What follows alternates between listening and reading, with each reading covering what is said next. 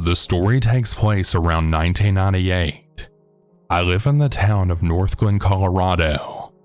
At the time, I was 9 years old, and it was still pretty underdeveloped there. The school buses weren't allowed to go down the street that I lived on because of specific zoning, so the school bus would let us off at the start of a couple of blocks away from where the complex started. So to give you a better picture, I would get off the bus, and to the left of me was a big building that used to be a tech company of some sort. I can't remember which company it was, but they had closed down, so the parking lot was always empty. To the right of me was a big field, and about a block away from the tech company was the beginning of my apartment complex. I would walk through this parking lot daily after I got off the bus to go home. Often I got out of school before my sister did because she was in middle school and I was in elementary. This was a time obviously before we had cell phones. These were the good old days with landlines. I had felt relatively safe and previously had never had anything to worry about. One day I got off the school bus and I was walking to my complex. There were a few other children that were walking and talking together, and I was kind of a loner and I didn't really have any friends in the complex, so I often walked by myself. I had noticed that there was a truck parked in the parking lot. There was also a guy sitting in this truck. I didn't really think anything of it and just continued walking home. Well, about a week or so of seeing this truck, I began to notice the man that was inside the truck was looking at me every time I walked past him to go home. He never parked close enough to where I was going for me to really be concerned though. I started to notice after some time that he was starting to park closer to where I would walk, so I started walking partially in the field to head home.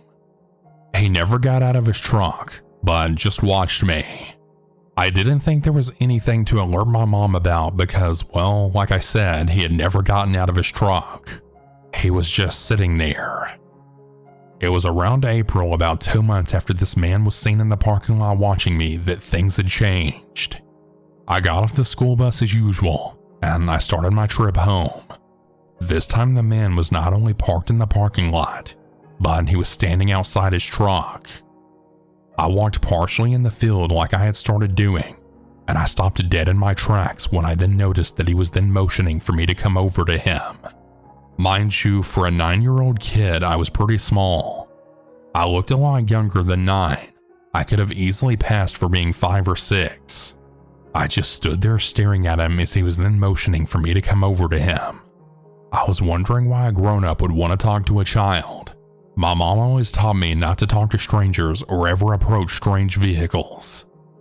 I didn't see any of the other children that got off the school bus with me, and I assumed they had already made it home. When he realized I wasn't going to come to him, he started walking towards me. Pretty much out of nowhere, another kid from my school came up to me, noticing that this guy was really weird and coming towards me, then saying, "There you are! I was waiting for you." He and I just walked the rest of the way to the apartment complex together before then parting ways. Thinking back on it, I think that he had planned to kidnap me. And if it weren't for that kid, I would have gotten kidnapped for sure, and I probably would have never been seen again. After that incident, the truck was never seen again. I don't know who this kid was, but I'm so thankful that he noticed something was wrong and came over to me like he did. And if by the off chance that kid also listens to Southern Cannibal, I just want to say thank you for protecting me the way that you did. You could have very well saved my life, and I'm very glad we didn't have to find out. I did talk to my mom about this years later, and she truly believes that if it weren't for that kid, she would have never seen me again. We're both very thankful for him. Be safe out there, everyone. Seriously.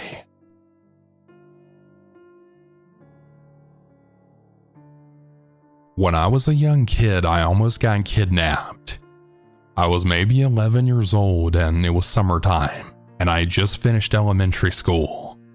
My dad took me to his friend's house, who we'll call Mike.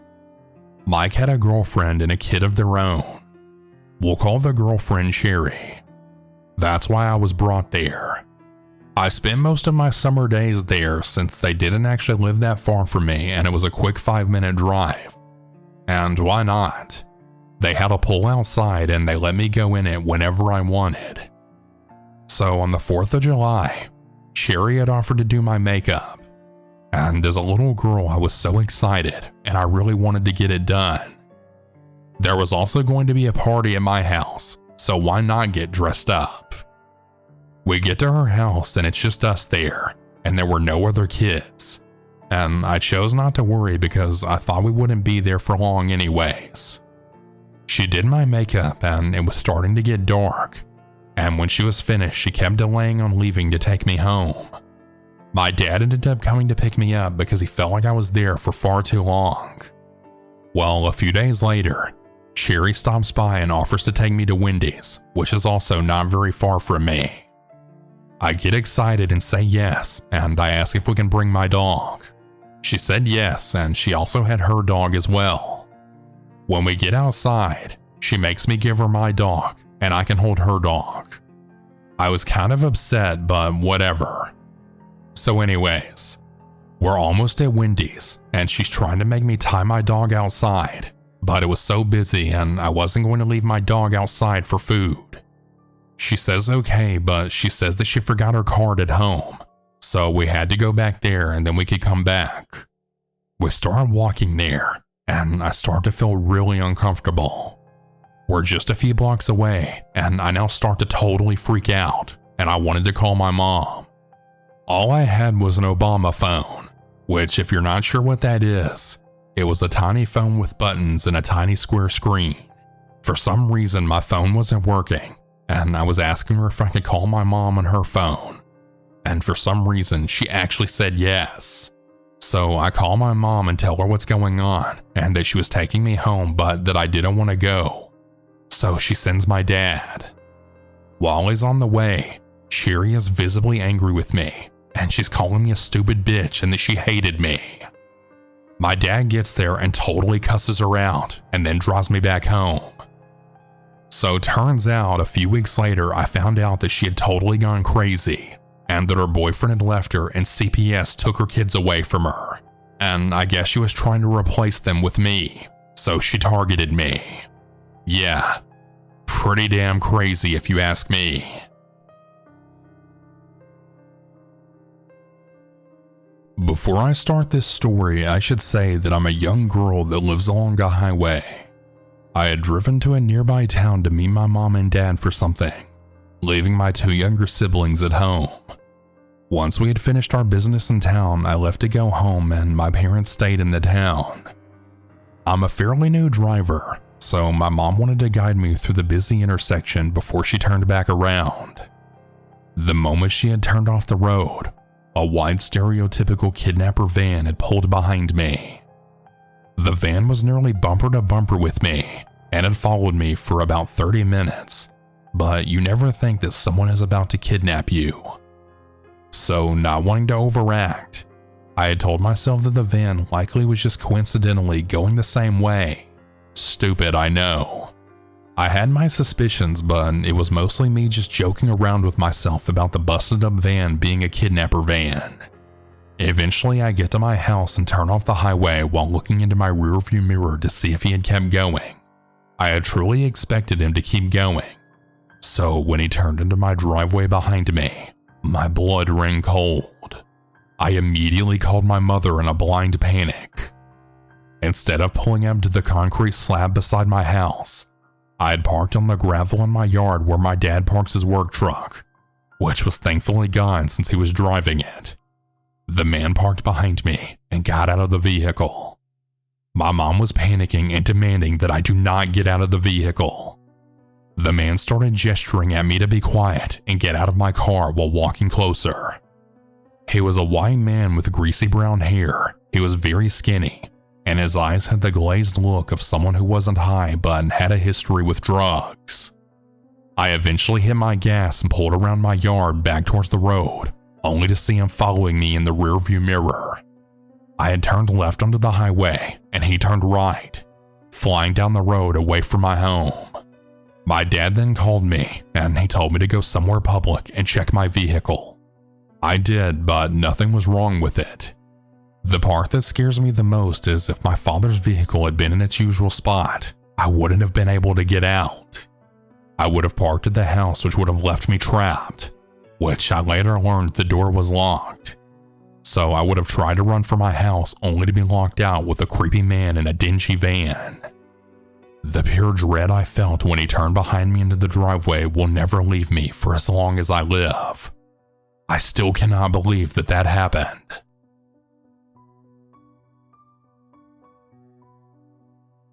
When I was an 8th grader in middle school, I had a best friend at the time, and she would always hang out with me at my house. Well, on Halloween she came over, and we were supposed to watch scary movies and eat snacks, but she suggested we do a little trick-or-treating around the neighborhood. I agreed and we went, but after we had decided to go to one more neighborhood on top of a small hill by my house. It was less than a mile away, so I texted my mom saying we're walking to the neighborhood on top and then we'll be back right after. She agreed, so we went. At the 4th house, people were outside. It was a nice family. My friend and I decided after this house we'll go to 2 more and then start heading home. Most people weren't home, so 4 houses down from the families, a black car pulls up beside me and my friend. It's a man and he's asking us for directions. My friend and I just look at each other, both of us having this scared look. Excuse me? I say, to which the man repeats, I need directions somewhere. To which my friend then says, I'm sorry, sir, but we can't help you.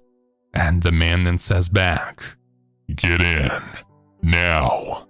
My friend and I back up quickly from the sidewalk, and she takes my hand, running the opposite way of his car towards the family's house. They were going inside when we got there, and I then said, there's a man in that black car telling us to go with him, but we don't know him. The lady stands in front of us guarding us, and her husband runs after the car, but he got away. They told us they would report the incident, and if our parents could come get us, they would go talk to them about getting the police involved. But instead of my family being worried and scared, they were actually mad at me. And they told me to tell the lady to not call the cops and that we're fine. I do, and she says okay while giving us a hug. Her husband ended up dropping us off at my house again, and I remember just going into the bathroom with my friend and crying on her shoulders while she hugged me. A few weeks later, I was walking home from school alone, and right as I got into my neighborhood, I saw a black car turn in, and he pulls up beside me, then saying, hey sweetheart, you want some candy? And it's the same fucking man from Halloween. I'm just shook at this point, standing there thinking this is really gonna happen again. Then he says, come here, baby. You want to give me some head? Instantly, I felt disgusted, and my flight kicked in, so I ran home telling my mom. I forgot what she said specifically, but in conclusion, my family basically said that I just needed to be more careful and watch my surroundings, like it was my fault. Last year, I ended up getting close to my Native American youth advisor, and I told her what happened that Halloween, and she actually reported it. I haven't seen the guy since, but now I'm a junior in high school, and whenever I think back to that time, I feel nothing but anger. So to the guy who tried to kidnap me twice, fuck you. And you better hope I don't see your perverted nasty ass again.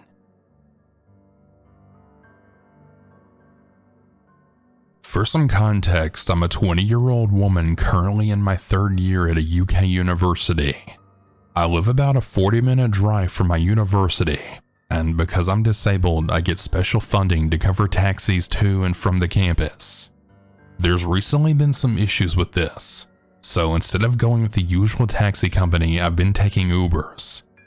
On the day of the story, I was forced to set off late to university because I had an appointment that morning that lasted longer than I thought it would. I'd booked an Uber and hoped that I'd get there a few minutes late at most. When the Uber arrived to pick me up, something seemed off.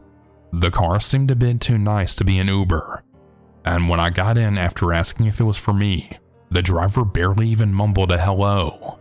I dismissed it at first, thinking maybe he just wasn't the type to want to chat, and I didn't mind that. He asked me to confirm where I was going, so I told him the name of my university. He repeated it back to me to confirm, then we set off. The first thing I noticed as we were driving is that he didn't take the turns that drivers would usually take to head towards the university, and he seemed to glance over at the directions on his phone before ignoring them. For example, his phone told him to turn right and he'd continue straight. Again, I dismissed my instincts telling me something was wrong, and I tried to tell myself that he drives for a job, so he might know different routes that I'm just not aware of. I stayed silent for a while, but the longer we drove, the more confused and anxious that I got.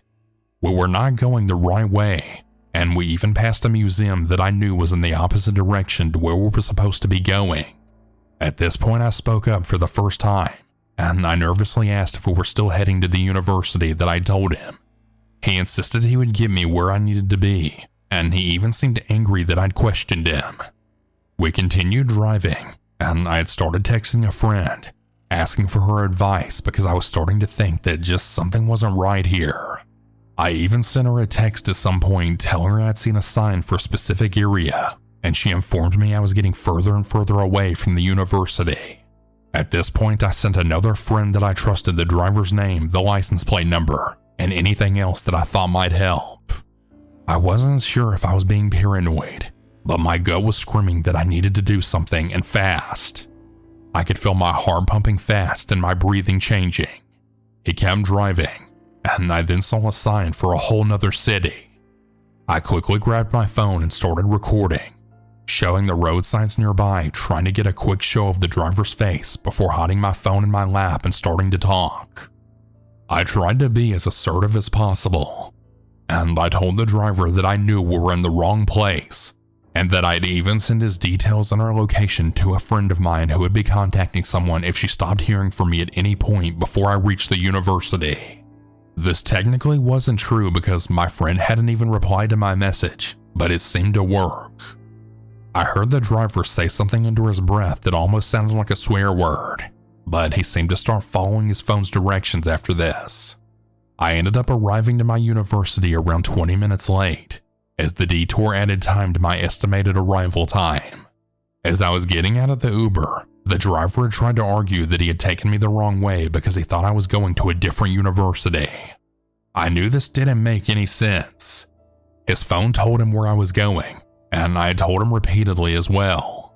I shook my head, grabbed my bag, and walked as quickly as I could to my classroom before then apologizing to my teacher. He told me to sit, and it was only when I found a place in the front that I realized my heart was still pounding and my eyes felt damp. I contacted Uber support about this incident, and all I got was a partial refund and a statement saying they take these things seriously. I don't know if the driver will ever face any proper consequences, but I don't think he should be allowed to continue offering rides to people. I know some people might hear this and think it's not that scary, or he might have just made an honest mistake. But when you're in that moment and your gut is screaming at you that you're in danger, it's very important that you listen to it. Yes, I eventually got to my destination safely, but I'll always question what would have happened if I didn't make sure my friend knew where I was. I guess the message of this story is to always listen to your gut, and that if you feel something is wrong, do not stay silent. Contact someone if you're afraid something might happen, and give them as much detail as you can. It could be the very thing that keeps you safe. Hey everyone, that's about it for today's stories. If you have your own story that you would like to send, you can send it in at southerncannibal.com, or you can email it at southerncannibalstories@gmail.com. I look forward to telling your story. Have a good night or good day, everyone. And remember to always